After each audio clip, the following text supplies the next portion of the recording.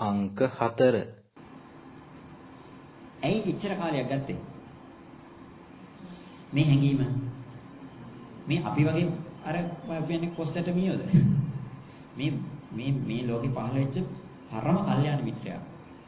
උන්වහන්සේගේ වචන වේගය අපි එක වචනයක් පාවිච්චි කරන උන්වහන්සේට වචන 140ක් වේග කතා කරන්න පුළුවන්. පටලැවෙන්නේ නැතුව අපහැදින්නේ නැතුව. නේ? අහලා දිනව ඔයගොල්ලෝ ඒවා. අපි එක වචනයක් කතා කරනකොට බුදුහාමුදුරු වචන 140ක් කතා කරනවා. ඒ තරම් වේගයෙන් කතා කරන්න පුළුවන්. දැන් ඔයක ඔයගොල්ලන්ට තේරෙන්නේ පිරිමි කෙනෙක් කතා කරන වේගයට වඩා වේගෙන් ගෑනු ළමයින්ට කතා කරන්න බැරිද? කතා කරන්න පුළුවන්. ඒ රණ්ඩුවක් මෙච්චර කතා කරගෙන නේ? ඒ කියන්නේ පිරිමියගේ මේ ස්වර තන්තු අර අපි කියන්නේ චලනය වෙන වේගයට වඩා වැඩි වේගකින් ගෑනු කෙනෙක්ගේ ස්වර තන්තු චලනය වෙනවා. ඒ නිසා අපි එකක් කියනකොට යාර 10ක් කියලා ඉවරයි. ඒ කියන්නේ ගෑනු අයත් එක්ක රණ්ඩුවට යන්න එපා කියන්නේ මහා පාරදී. ඇයි ඒ? අපි කියන්න සැලකනකොට එයා කියලා ගිහිල්ලත් ඉවරයි. චල ගන්න. ඒ වගේ මම කියන්නේ මේ බුදුහාමගේ ඒ තරම් වේගයක් තියෙනවා. අන්න එහෙම වේගයකින් දවස් 6ක් රැයට කාලා නිදාගෙන එහෙමද? දවසකට එක වේලක් ගානේ වන්දලා දවසකට පැය දෙකක් නිදාගෙන එළි වෙනව රැය වෙනව නැතුව දෙන්නෙක් පින්ඩපාත යනකොට තුන් දෙනෙක් බණනවා. තව එක්කෙනෙක් පින්ඩපාත යනවා එක්කෙන් හතර දෙනෙක් බණනවා. එහෙම දවස් 6 ගත වුණේ. දවසකට එක වේලක් වන්දලා බුදුහාමුදුරුවෝ පින්ඩපාත ගිහලා නැහැ. අනිත් දෙන්නෙක් පින්ඩපාත ගිහිල්ලා දාන ටික අරන් එනවා තුන් දෙනෙක් අහනවා. ආයෙත් තව දෙන්නෙක් යනවා අනිත් තුන් දෙනා අහනවා. මෙහෙම දවස් 6ක් ධර්ම දේශනාව කළයි. පළවෙනි ශ්‍රාවකේ පස් දෙනා මේ ධර්ම අවබෝධ කරගත්තා. ඒ කවුරු කියලාද? ශ්‍රාවකෙක් කියලාද? නෑ, පරම කල්යාණ මිත්‍ර මේ ධර්ම අවබෝධ කරගත්ත කෙනා. මේ ධර්මයේ පේටර්න් එක අයිතිය තියෙන කෙනා. ඒ තරම් මට්ටමින් කිසිම කෙනෙකුට ශ්‍රාවකෙකුට මේක පැහැදිලි කරන්න බෑ. එහෙම බුදුහාමුදුරන්ටත් මේ ධර්ම නිරවුල් කරන්න මේක වචන වලට පරිවර්තනය කරලා අනිත් කෙනාගේ හිතේ හැඟීමක් උපදවන දවස් 6ක් යනවා. ඒකෝට හිතන්න මේ හැඟීම කොහොම මිනිසෙකුට දෙන්නද? ඕගොල්ලෝ සතුට වෙන්න ඕන අවුරුදු එකමාරකින් ධර්ම තේරුම් නැතත් ඔතෙන්ට ආපෙක් ගැන. ඔතෙන්ට ආපෙක් ගැන සතුට වෙන්න ඕන. මොකද මේක මේ ලෝකෙ කරන්න ලේසි වැඩක් නෙමෙයි. ලේසි. අන්නර මං කිව්ව මන්ද බුද්ධියක පිස්සෝ ටිකක් හදන්න ලේසි. පිස්සෝ ටිකක් කියන්නේ මොකද්ද? මේ ලෝකෙ කිසිවක් නැහැ.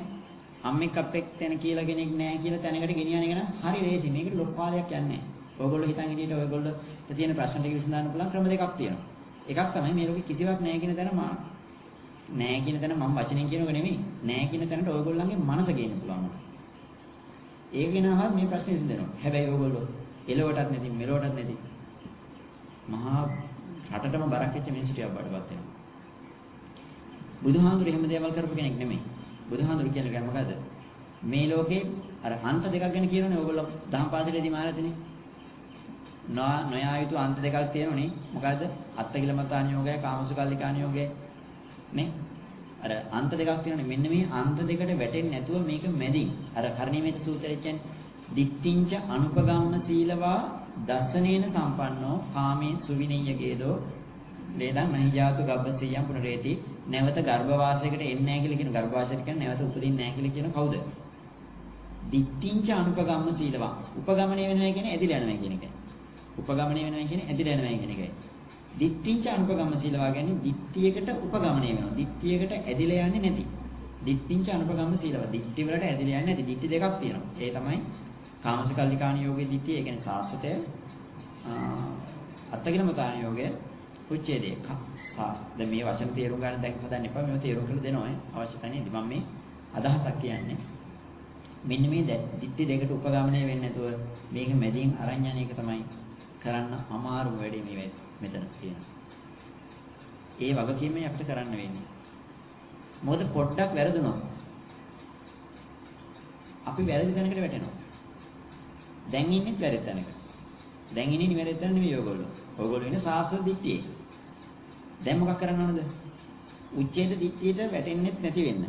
සාස්ත්‍ව දිට්ඨියනොත් අයින් කරගෙන මේ උපගමණය වෙන්නේ නැතුව මේ මැද කියන තැනින් ඔයගොල්ලන්ගේ දරන් යනවා කියන එක මේක ලේසි නෑ. මේක කරන්න යන මනුස්සයෙක් තේරෙනවා මේ කොච්චර බරපතලයිද කියලා. නමුත් මේ වැඩේ කරන්න පුළුවන්. ඕගොල්ලෝ සාවධානව ඉන්නවනම් හැබැයි මෙහෙම වෙනවා. ඕගොල්ලන්ගේ පඬිතාම කියන කාරණා වැඩි වෙනවා. ටික දවසක් ගිහිල්ලා ඕගොල්ලෝ සාසතෙන් උච්චේදෙට වැටිලා ප්‍රශ්න ටික निराකරණය කරන ආයෙ මේ පැත්ත බලාගෙන නැවෙත් ඉන්න පුළුවන්. ඇයි ඒ? ප්‍රශ්නේ විසඳුණා. ආයෙ මේක අහන්න දෙයක් නැහැ කියලා දැන. මම දන්න කෙනෙක් ඉන්නවා මෙතනට ආපු කෙනෙක් නේ අර අපේ කවුරුද කිව්වනේ. මේ ඒ මනුස්සය පව්විදී. මේ ඒත් හොඳට දහම අහලෙම ඒ කියන්නේ ඒ කට්ටියගේ වැරද්දක් නෙමෙයි දහම කියන කෙනාගේ අඩුපාඩුවක් නිසා එයා දහම අහලා දහම තේරුම් අරන් උච්චේදෙට වැටලෙනවා. කිසි වෙන්නේ ගෙදර යුතුයකමක් කරන්න ඕනේ නැහැ. දරුවෝ මල්ලෝ ගැන බලන්න ඕනේ නැහැ. පන්සලකට යන්න ඕනේ නැහැ. ආගම දහමක් රටක් ජාතියක් ඒ මුකුත් නැහැ. ඇයි ඒ? කිසිවක් කිසිවෙක් නැත්නම් අපි මොනවද ළමයින්ට සලකන්නේ? අපි මොකටද රටක් ජාතියක්? අපි මොකටද ආගමක් දහමක්? කිසිවෙක් නැහැ කියන තැනට වැටුනාම ඒ කියන්නේ මොකක් වුණාද? වැටෙන්න ඕන නරකම තැනට වැටුණා. අන්න එතනින් තමයි පිස්සු බෝ වෙන්නේ. පිස්සු බෝ වෙන එක කියන්නේ බණ කියන එක ලේසියි. පිස්සු බෝ වෙන එක තමයි ප්‍රශ්නේ. මේ බණ අහලි වෙනකොට ඕගොල්ලෝ මානසික රෝගීන් බවට පත් නොවෙන්නත් ඕන. ඕගොල්ලන්ගේ ප්‍රශ්නේ විසඳෙන්නත් ඕන. නේ? මෙන්න මේ මෙතෙන්ට අනේකයි අමාරු. ඒ නිසා ඔයගොල්ලෝ හිතන්න එපා දොස්තර මහත්තයගෙන් බෙහෙත් ගන්න ගියා වගේ බෙහෙත වැරදුනොත් ලෙඩේ උස්සන්න වෙලා ඉස්පිරිතාලේ දාලා ඉන්න වෙයි. නේ? සමහරට මැරෙන්නත් වෙයි. ඔපරේෂන් එකක් කළා ඔපරේෂන් එක වැරදුනොත් මැරෙන්න වෙයි. ප්‍රශ්න භයානකයි බරපතලයි නේ. කරන්ට් වැඩක් කරන්න යන එක හරි භයානකයි. කරන්ට් එක වැදුනොත් මැරෙන්නේ. වතුරේ පීනන්න යන එක හරි භයානකයි. ගිනුනොත් මැරෙන්න වෙනවා.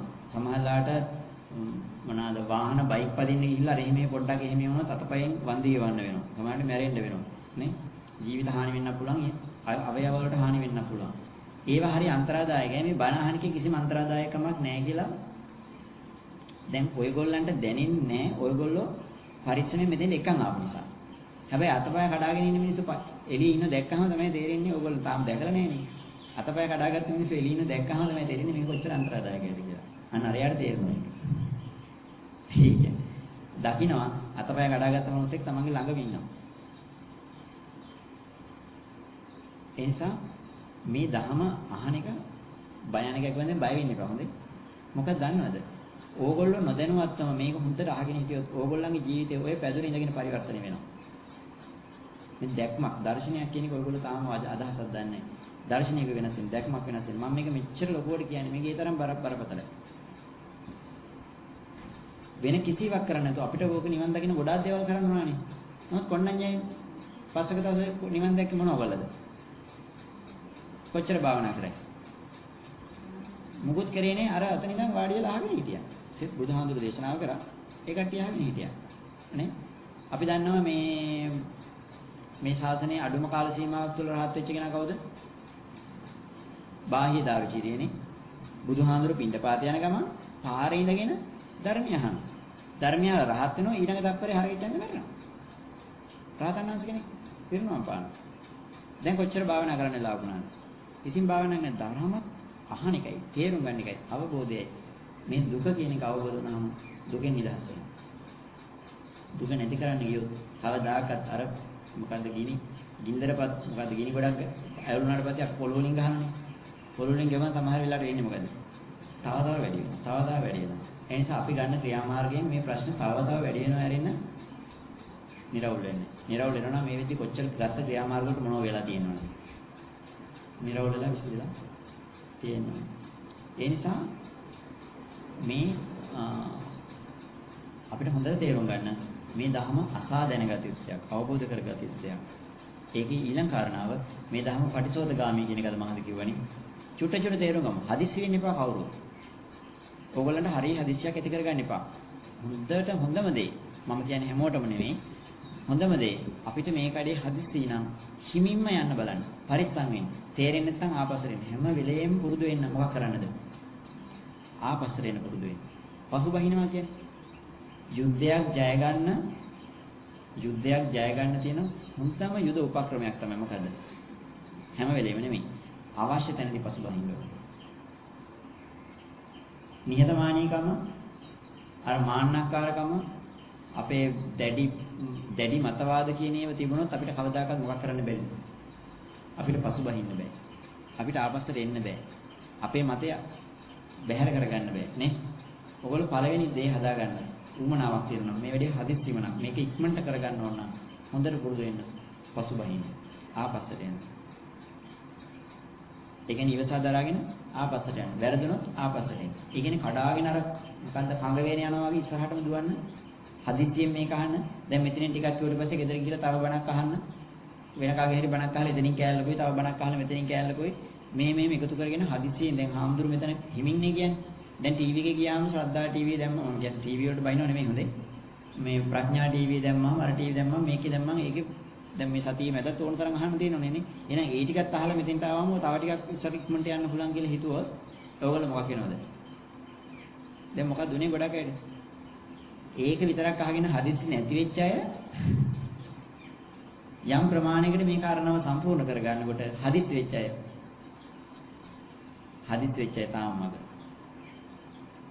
දැන් මේ පරණයකින් ඕන අත්දැකීම ගන්න. මිනිස්සෙකුට වරදිනකොට අපි මේ මිනිස්සෙ මෙතනින් එලවන්නේ. ගියපු අය වෙනම දෙයක් අවුත් එලවලා නැහැ නේ. වැරදිච්ච මිනිහෙකුත් මෙතන ඉන්න එකේ තියෙන වාසිය මොකද්ද? මොකද රංජිතයි තියෙන වාසිය? වරදවාගත්ත මිනිස්සු ටිකකුත් මෙතන ඉන්න එකේ තියෙන වාසිය අනිත් අයට උදාහරණ තියෙන ඕන තරම්. නේ? දැන් අපි පහුගිය කාලේ කාගෙන්ද උදාහරණ ගත්තේ? ගොඩක් වැරදිච්ච අයගෙන් උදාහරණ ගත්තා. ඒ අයට මුකුත් අපි බැනලා එන්න එපා කියලා මොකද කිව්වද? ඇවිල්ලා එයාගෙන්ම අපි කාරණා ටික අරගෙන එයාගේම අදහස අරගෙන අනිත් අයට තේරුම් ගන්න දෙනවා. තේරුණානේ ඉන්න දැන්? ඒ නිසා ඔයගොල්ලෝ බලන්න ඔයගොල්ලෝ මේ වෙලේට හදිස්සි වෙන්න එපා. හදිස්සි වෙච්ච ගමන් රට පටලවා ගන්න වරදිනවා. ඒ නිසා හදිස්සි නම් කරන්න තියෙන්නේ ඉවසීම කියන එක පුරුදු කරගන්න. මම මගේ ජීවිතේ ওই වැඩේදී මගේ ගුරුහාමුදුරුවෝ ඇසුරු කරන්න ගත්තට පස්සේ මම මේ කිසිම කෙනෙකුගේ දහමක් නෙවෙයි.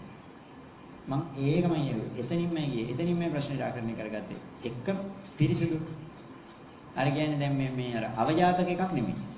ඒ කියන්නේ කාගේද තාත්තා කවුද කියලා හොයාගන්න බෑ සමහර වෙලාවට. ඒ කියන්නේ මම කියන්නේ කුණුහරුපයක් නෙමෙයි තේරුම් ගන්න. මේ තාත්තා කවුද කියලා හොයාගන්න බෑ. එහෙම එකක් නෙමෙයි. මේක පිරිසිදුයි. මගේ පියා මෙන්න මෙයා. කියන තැන පිරිසිදු තැනක්. එක ගුරුවරයෙක් ඇසුරු කරගෙන ඒ ගුරුවරයාගෙන්ම පිළිවෙලට යන්න. මොකද එයා තමයි මුල පටන් අද මම මෙතන පටන් ගන්නෙ අවසානයේ කොතනින් කරන්න ඕනද කියන කොළුවේ තියාගෙන. හැබැයි මෙතනිනුත් ටිකක් අහගෙන ඉතින් දැන් ඕගොල්ලෝ පන්තියකට යනකොට ටියුෂන් පන්තියක. අපි හිතමු ගණිත කියලා. ඕ ලෙවල් ගණිතේ පළවෙනි පාඩම හැම ගුරුවරයාම මේ පාඩමින්ද පටන් ගන්නවා. නෑ නේ එක ගුරුවරු ටියුෂන් පන්ති වල එක තැනින් පටන් ගන්නවා. අද මෙතන ගිහිල්ලා පළවෙනි දවසේ ඉන්නවා. දෙවෙනි දවසේ ගිහිල්ලා අද මෙතන ලඝු ගණක පාඩම. හෙට ගිහිල්ලා වෙන පන්තික පාඩම. එතන ත්‍රිකෝණමිතිය පාඩම තියෙනවා. නේ? අපි මෙතනින් ලඝු ගණකයේ මුල් ටික කරගෙන අතන ත්‍රිකෝණමිතිය දෙවෙනි දවසේ ඉගෙන ගන්නවා. දැන් තේරෙයිද? එහෙම තේරෙන්නේ නැහැ. අන්න ඒ නිසා ගොඩාක් කවලම් කරගන්න යන්න එපා. මම අලුත් අයට මේ උපදේශ දෙන්නේ මම පරණයට මේක කියලා තියෙනවා. කවලම් කරගන්න යන්න එපා, හදිස්සි වෙන්න යන්න එපා. මෙච්චර කාලයක් ඔය හිටිය යගේද? මොකක් කරන්නේ තුනේ? ඒ හිටිය වගේ. තව ටික දවසක් ඉවසීමෙන් ඉන්න. ඉවසීමෙන් ඉන්න. ගොඩාක් දේවල් බදා ගන්න, දඟලන්න, පොත්පත් කියවන්න මොකකටවත් යන්න එපා. ඒ වගේ මේක මතක තියාගන්න එක දඟලන්න එපා. එහෙම මොකුත් නැහැ. මේ මතක තියාගන්න එක නෙමෙයි. මේ ධහම තේරෙන්න මිනිස්සුගේ දැන් අපි උදාහරණයක් විදිහට ගත්තොත් අපි බත් කන්න මොකක් වෙනවද? අපි බත් අහුරක් බත් පිටක් කනකොට බත් පිටවල් දෙකක් කනකොට තුනක් කනකොට හතරක් කනකොට පහක් කනකොට මේ බඩ මොකක් වෙනවද? ඒ ප්‍රමාණයට බඩ පිම්බෙනවනේ. පිම්බෙනවා කියලා කියන්නේ මොකද්ද? බර වැඩි වෙනවා. හැබැයි මේ ධහමත් ඉගෙන ගන්නකොට මේ බර වැඩි වෙනවා නම් දැන් නැති බරක් ආවද තිබුණු බර නැති වුණාද? තිබුණු බර නැති කරගන්න ඇවිල්ලා නැති බරක් ඇති කරගත්ත වෙන මේ ධහමේදී මේ ඔළුව ඉදින් මෙන්න බඩ පිම්බෙන දෙයක් නෙමෙයි වෙන්න ඕනේ. මේක අහනකොට තියෙන දේ මොකක් වෙන්න ඕනද? අඩු වෙලා යන්න ඕන. නමුත් මිනිස්සු පටන් ගන්නෙම මොකක් කරගන්නද? තියෙන දැනුමට තව දැනුම් ටිකක් එකතු කරගත්තාම ඒ මිනිහා අර ඕ ලෙවල් ලියලා හිටපු මිනිහා ඒ ලෙවල් දක්වා මාන්නකාර වුණා. ඇයි මම දැන් මෙච්චර ධර්මයේ දන්නවා. මම මෙතෙන්ට ඇවිල්ලා වාඩි වෙනකම් මොනවා කියනවද මොන අදහසකින් ඉන්නවද කියන එක මම තීරණය කරලා තිබෙනවා. හැබැයි මේ කියන කාරණාව හැංගීම් ඔළුවේ තියෙනවා. මේ සම්බන්ධ අවශ්‍ය එකයි මොකද මගේ උදාහරණ ගැන සැලකිලිමත් වෙන්න එපා. සමහරවිට අපේ ගුරුහාඳුරු කියපු උදාහරණ මම පාවිච්චි කරනවා. සමහරවිට මගේම උදාහරණ මම පාවිච්චි කරනවා. පාවිච්චි කරද්දී ඒක සભ્ય අසભ્યතාවයේ තේරුම් ගන්න ඕගොල්ලෝන්ට තේරෙන මට්ටමට. එහෙම නැත්නම් මම අර කිව්වේ දැන් අවජාතක කතාවක් මිශ්‍ර වෙලා තාත්තා හොයාගන්න බෑ කිව්වහම ඒක කුණුහරුපයක්ද?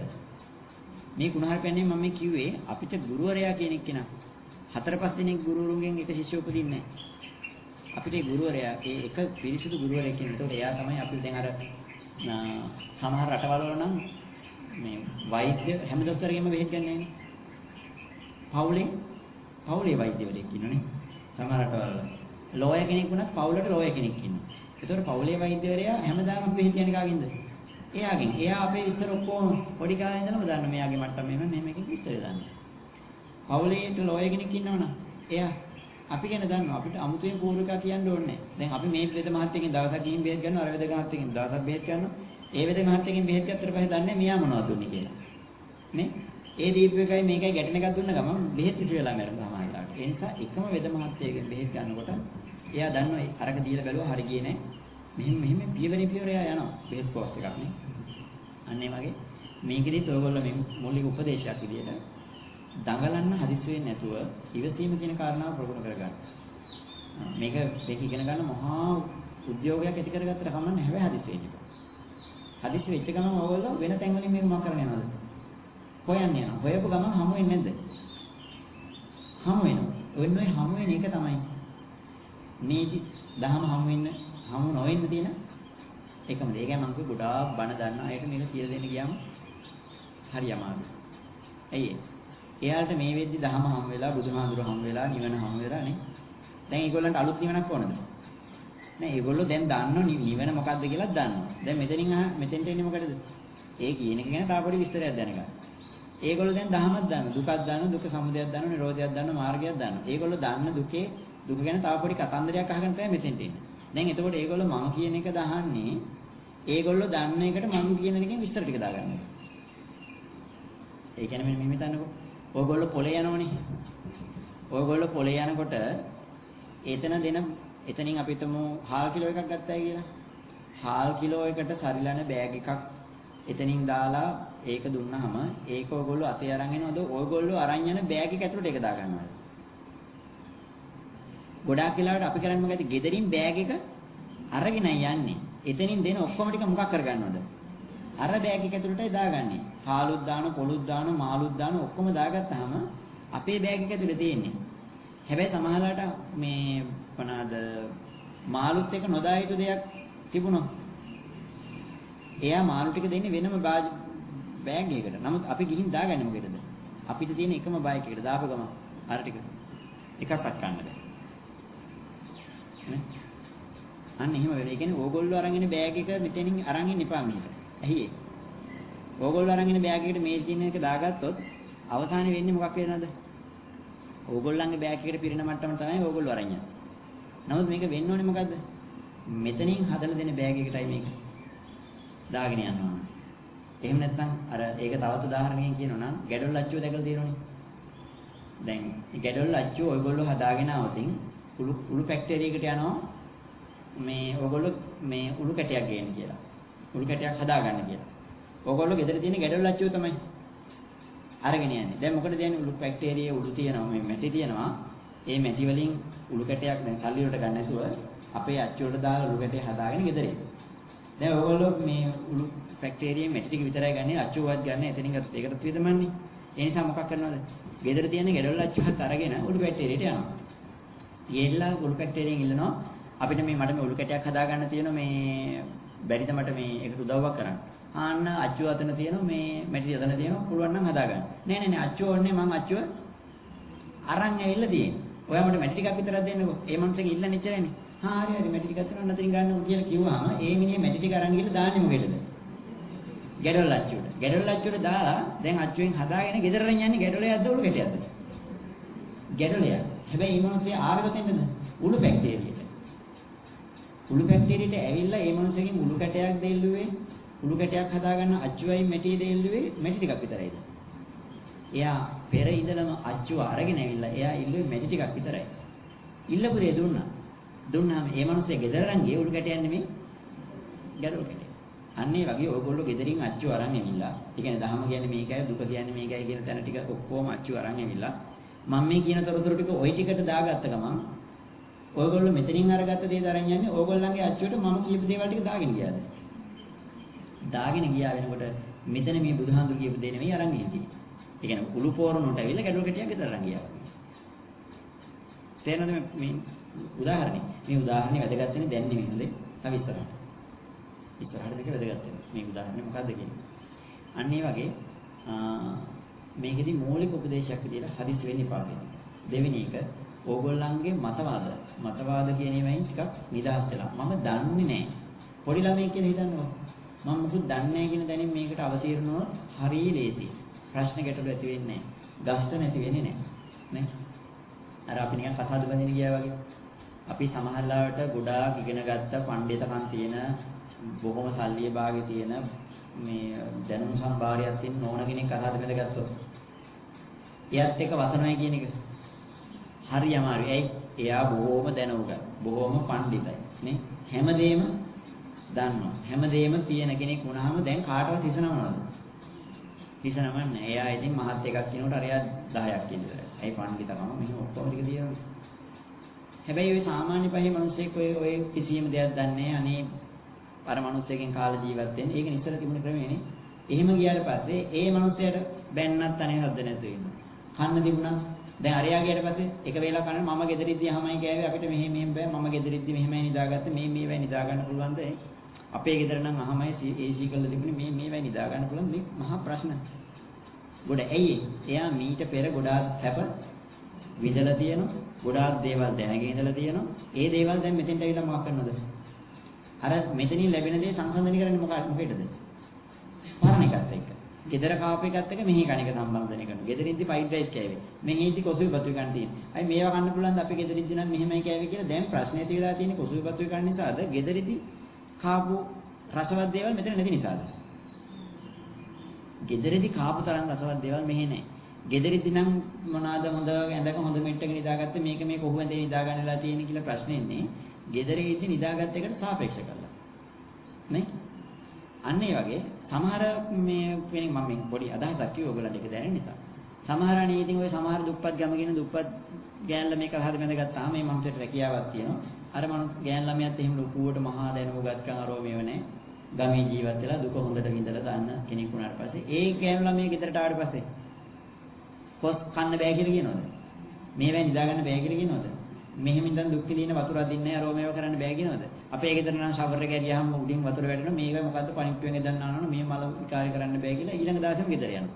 ඇයි ගෙදරින් හැප විඳපු නිසා දැන් ඒක මෙතන නැති වෙනකොට ප්‍රශ්න වෙනවා.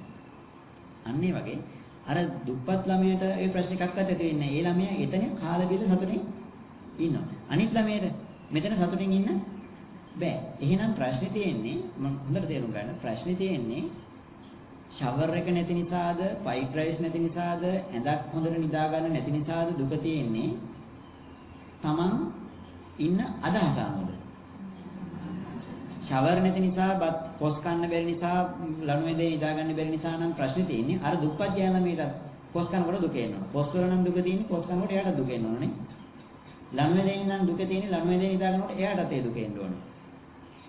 එතකොට පණිටුවෙන් වතුර දැන් නාන තියෙන්නේ පණිටුවේ නම් වතුර අදින කියන දුක තියෙන්නේ ප්‍රශ්නේ තියෙන්නේ පණිටුවෙන් වතුර දැන් නානකොට එයාට ඒ ප්‍රශ්නේ තියෙනවා. නමුත් එයාට නැති ප්‍රශ්න තව එක්කෙනෙකුට ඇති වෙනවා කියන්නේ මේ ප්‍රශ්නේ තියෙන්නේ ෂවර් එකේවත් පොස් වලවත් පණිටුවේවත් නෙමෙයි. මොකද්ද? Taman හිතන විදිහේ. ඒ නිසා ඕගොල්ලෝ මෙතන අර පරණ දේවල් අරගෙන ආපු ගම මොකක් වෙනවද? ඒකත් එක්ක මොනව කරනවද? සංසන්දනය කරනවා. අතන දුකයි කිව්වේ මේක, මෙතන දුකයි කියන්නේ මේක. අරහේ සමුදය කියන්නේ මේක, මෙහි සමුදය කියන්නේ මේක. අරහේ පිනේ කියන්නේ මේක, මෙන්න මෙහි පිනේ කියන්නේ මේක. දැන් මොකක් කරනවද? දැන් මෙතන ටික 10ක් ගියට පස්සේ මතවාදී ගැටුමක් වෙනවා. ඉතින් ඊට පස්සේ ටික 10ක් ගියාම මෙතනින් යන්න හිතෙනවා. ඇයි ඒ? දැන් මෙතනින් ගියපු අයට යන්න හිතුනේ. මෙතන හිටපු අය සමහරු ගියේ මම හිත එක්කෙනෙක් දෙන්නෙක් වගේනේ. මේ ගියා නම් ඒ ගියපු අය ගියේ තමන්ගේ මතවාදයේ මේ මතවාදයේ ගැටිච්ච නිසා. ඇයි ඒ? එයා බොහොම ඉහළ මට්ටමේ සැප විඳලා ආපු කෙනෙක්. ධර්මයේ දාන්න, චතුරාර්ය සත්‍ය දාන්න, ත්‍රිලක්ෂණේ දාන්න, මේ ධර්ම අවබෝධ කරගෙන මේ අපිට උදව්වට තමයි මොකට ඇවිල්ලා තියෙන්නේ. මෙතෙන්ට ඇවිල්ලා තියෙන්නේ. ධර්ම අවබෝධ කරගෙන චතුරාර්ය සත්‍ය අවබෝධ කරලා තමයි මෙතෙන්ට එන්න ඕනේ නෑනේ. දැන් O level පාස් වෙලා, A level පාස් වෙලා විශ්වවිද්‍යාල ගිහලා මේක ආයෙ ගිහලා O level පන්තිය වඩලා ඉන්නවා. ඒකට පිස්සුනේ නේද?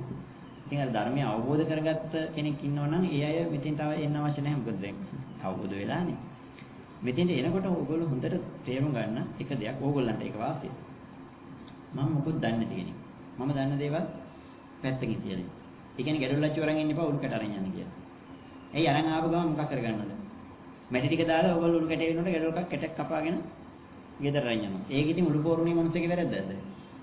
ඒක ඒ අයගේ වැරද්දක් නෙවෙයි. ඒ නිසා සමහරව මෙතෙන්ට ඇවිල්ලා වෙන විකාර හිතාගෙන යන්න හදනවා.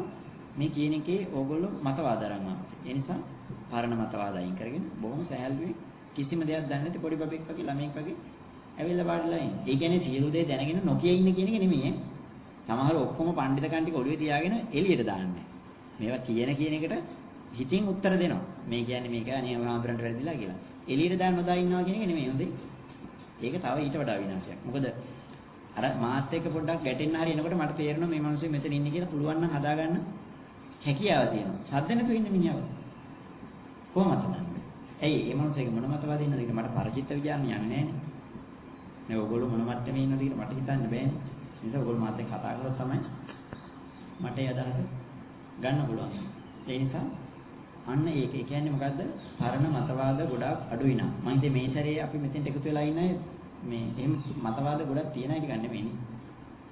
බැලු බැලමට. මම දන්නේ කොහොමද කියලා. මේ එහෙම නම් හරි ලේසි. එතකොට ඊළඟ කාරණාව ඕගොල්ලෝ පසුට වෙන්න එපා මේ කියන ඒවා මතක තියෙන්නේ නැහැ. මේව ලියා ගන්න ඕනද දන්නේ නැහැ. එහෙම දෙයක් නැහැ. අර මම ඉස්සෙල්ලා කිව්වා වගේ මේක අහන්න මේක පිරෙනවා නම් ඕගොල්ලෝ හොඳට තේරුම් ගන්න මේ වැරදි විදිහට දැනෙන්නේ.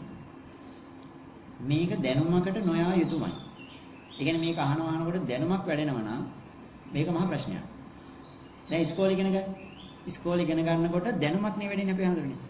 පිරිවෙන ඉගෙන ගන්නකොට අද පාඩමයි ඊයේ පාඩමයි දැන් මේ ඉංග්‍රීසි ඉගෙන ගන්නවා කියන්නකෝ. දෙමළ ඉගෙන ගන්නවා කියන්නකෝ. බුද්ධ ආගම ඉගෙන ගන්නවා කියන්නකෝ. දැන් මොනම චතුරාර්ය සත්‍යයක් දන්නවා. හරි ඒක ඉවරයි. ආර්යශ්‍රාංග මාර්ගය දන්නවා. හරි ඒකත් ඉවරයි. දැන් ත්‍රිලක්ෂණයක් දන්නවා. ඔන්න දැන් දේශත්‍ය ඥානක් දන්නවා. සූවිති ඥානක් දන්නවා. මෙන්න මේවත් දන්නවා. අභිධර්මී චිත්තකාණ්ඩෙත් දන්නවා. මෙහෙම කියලා ගන්න ටික ගොඩාක් වැඩි වෙනකොට දැන් අපිට සිහි කරන්න ගොඩාක් දේවල් තියෙනවා. දන්න ටික වැඩි වෙනකොට අපිට එන්න මොකක්ද ඇති වෙන්නේ?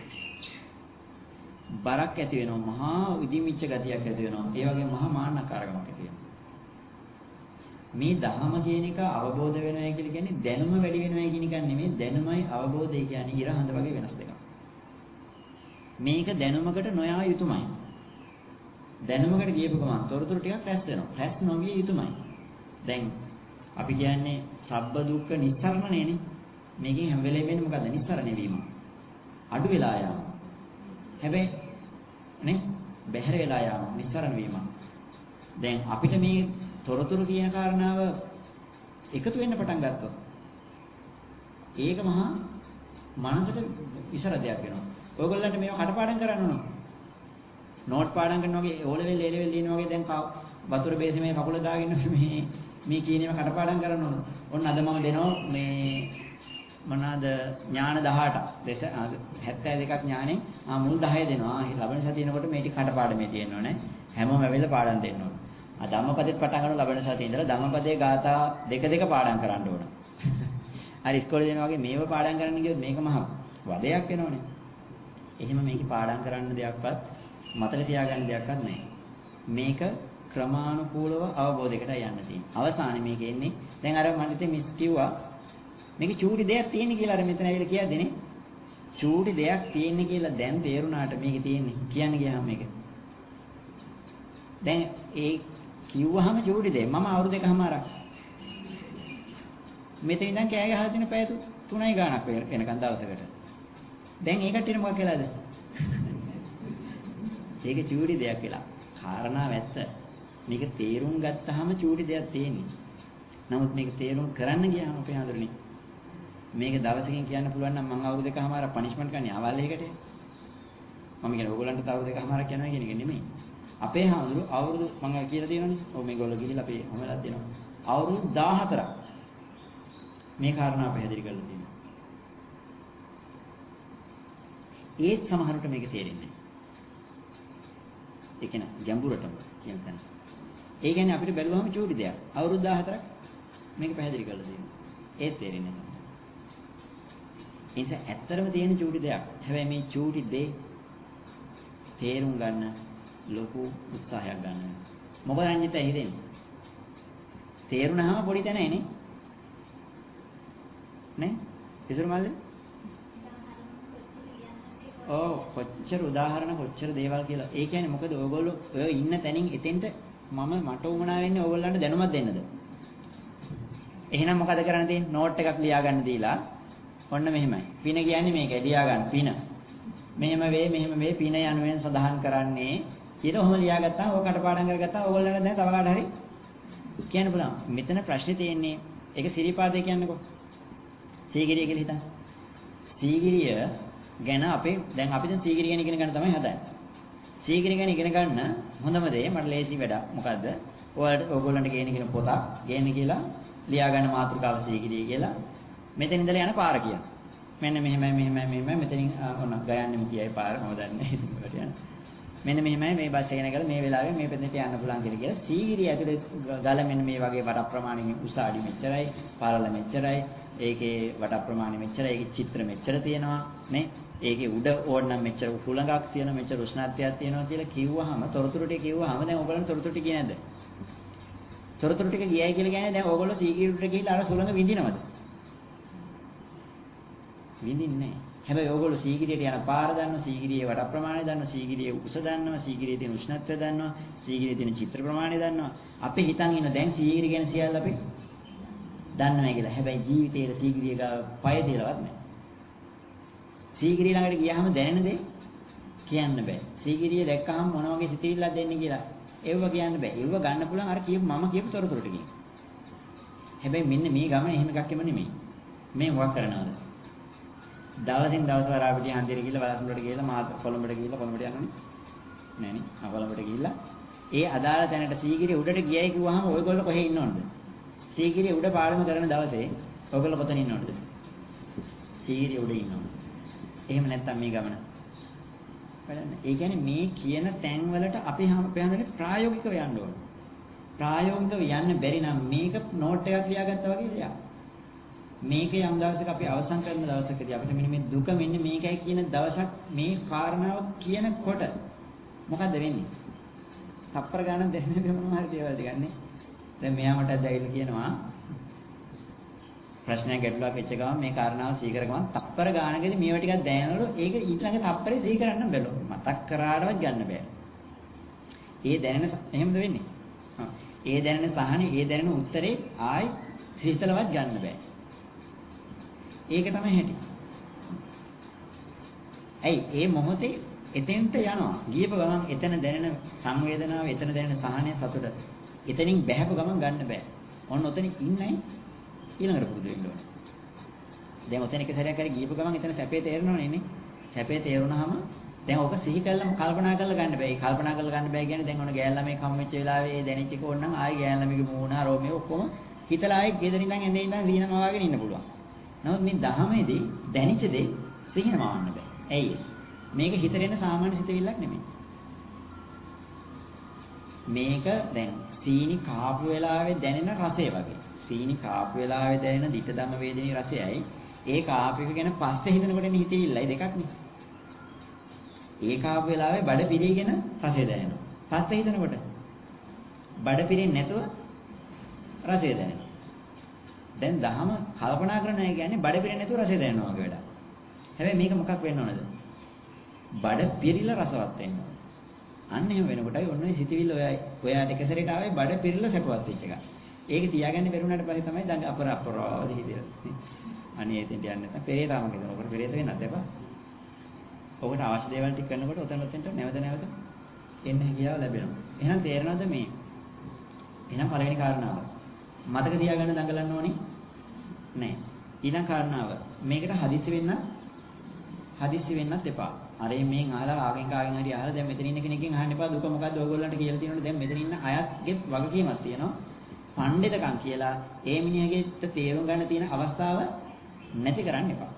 ඇයි දැන් ඕනනම් මොන දුක මොකද්ද කියලා අර මේව කියපු දැන් මම ඊට මේ කට්ටියට කියපු ටික ඕනනම් ඕගොල්ලන්ගේ හිතවත්කමට මොකක් කරන්න පුළුවන්ද? අරයට කියලා දෙන්න බලන්න. කියලා දුන්න කෙනෙක් කියන්නේ මොකද්ද? ඒ මනුස්සයන මේක කියලා දෙන වෙලාවෙත් තේරෙන්නේ. ඇයි? දැන් සමහර දේවල් තියෙනවා අපේ හිතට ඒ හැඟීම දැනෙන්නේ. දැන් අර උදාහරණයක් විදිහට ගත්තාම දැන් අර මොනවාද? ඒක මෙන්න මෙහෙම හිතන්නකෝ. දැන් අපි අර සමහර දේවල් කුතුහලෙන් ඉන්නෝනේ බලා ගන්න. අපි තෝරන දැන් අන්න සමහර මේ මංගල මංගල උත්සව තියෙන සමහර සංස්කෘතිවල ඒ මගුල් උත්සවයේ තියෙන දවස් වෙනකන් ඒ පිරිමි කෙනාට ගෑනු කෙනාගේ මොනවත් දකින්න දෙන්නේ නැහැ. ඇතන ඉන්න අයටවත් එහෙම දකින්න නැහැ. සමහරට පිරිමි කෙනා දකින්නවා.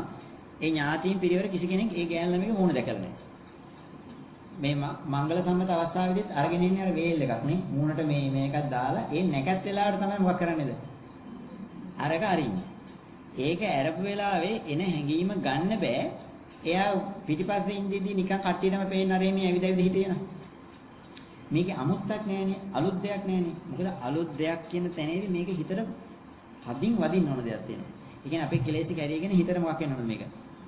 තදින් විනිවිද යන්න ඕනේ. ඒක යන්නේ නෑ මොකක් වුණොත්. මේක ඉතිස්සෙල්ලා දැකලා අර මේ වෙලාවට වුණාමනේ. අමුතු දෙයක් නැති වෙච්ච ගමන් මේක අර සාමාන්‍ය දැනුමක උඩින් යනවා. මේක ඇතුලෙන් කිඳා බහින්න නැති වෙලා යනවා.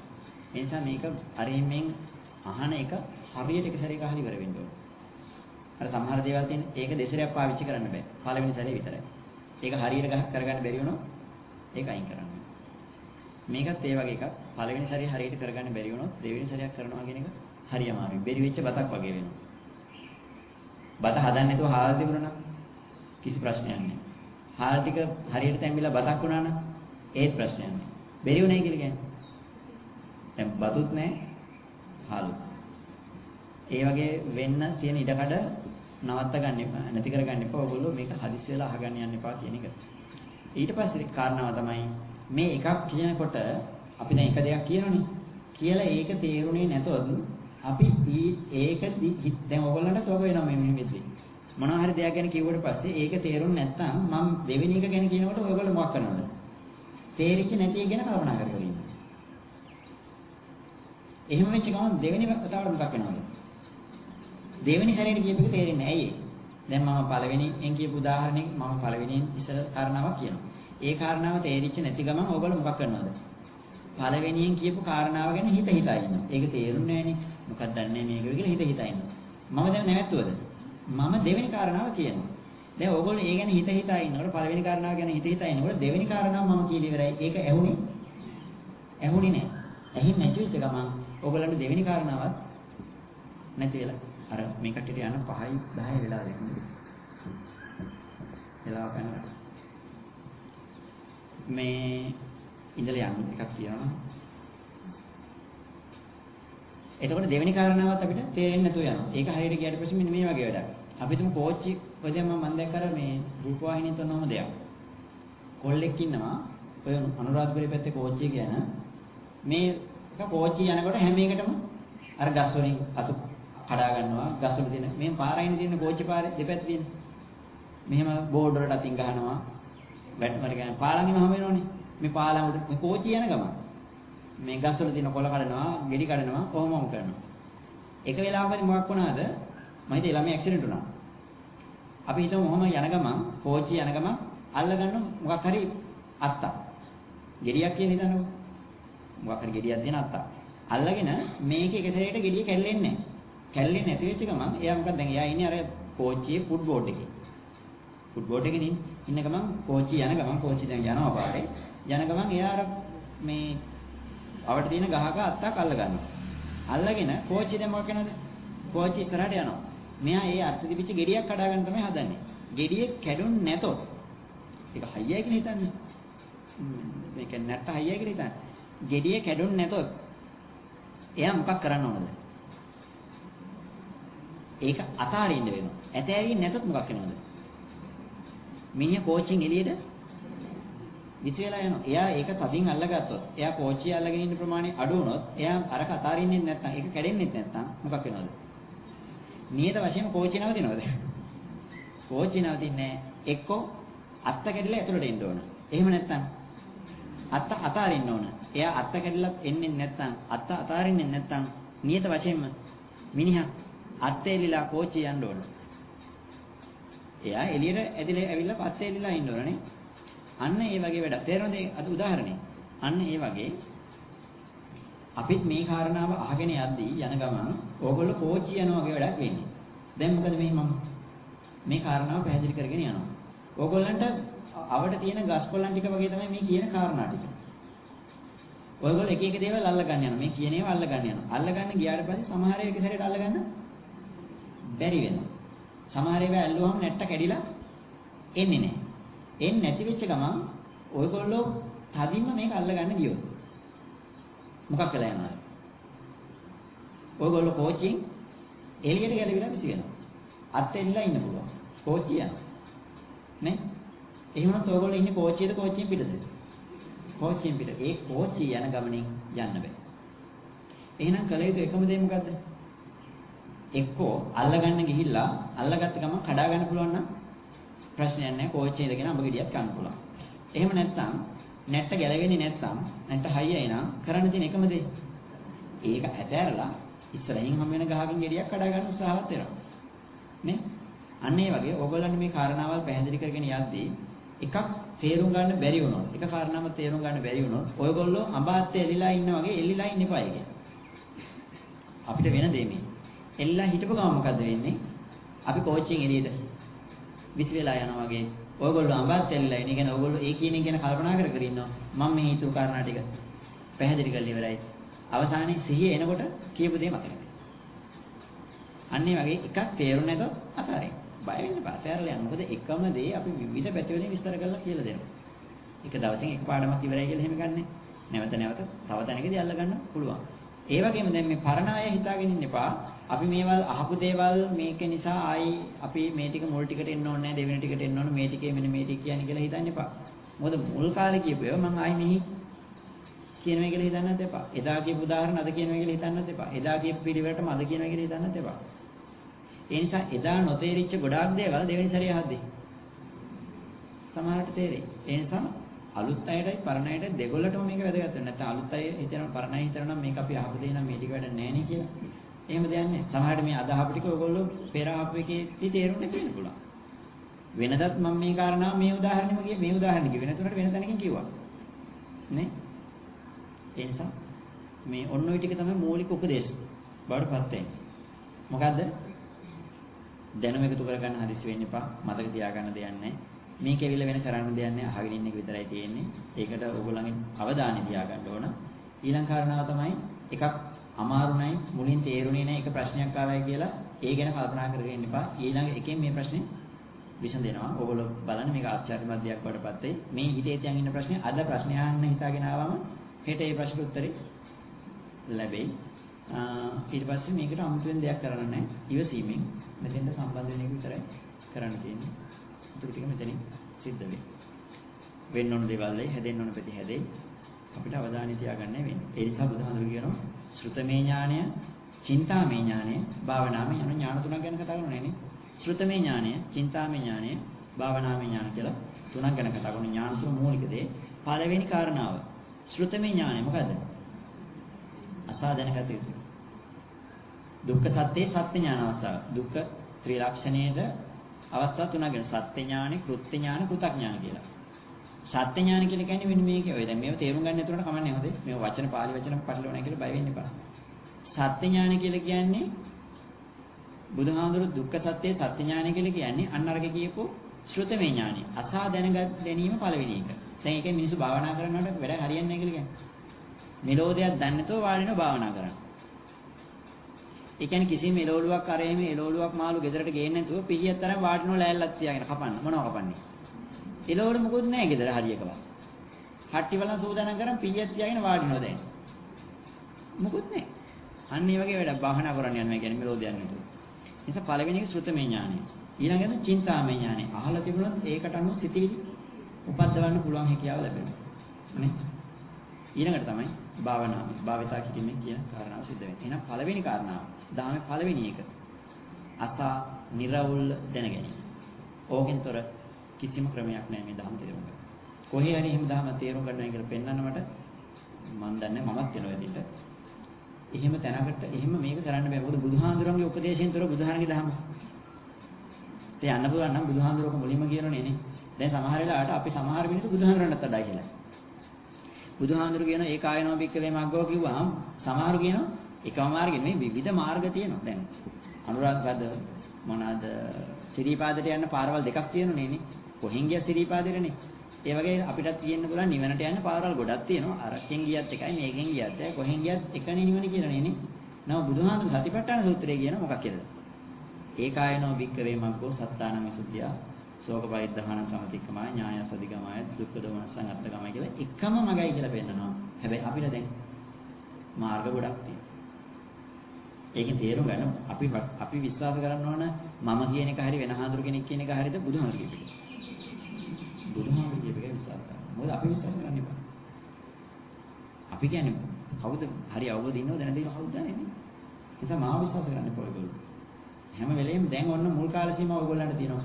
මාව පරීක්ෂා කරන්න පුළුවන්. විශ්වාස කරන්න. මේ කියන එක විශ්වාස කරන්න පරීක්ෂා කරලා බලන්න. එහෙනම් දැන් වෙලාව 5:19යි. අපි අදට නවත්තමු. ලබන සතියේත් අපි එකම ආරට වගේ පුළුවන් නේද?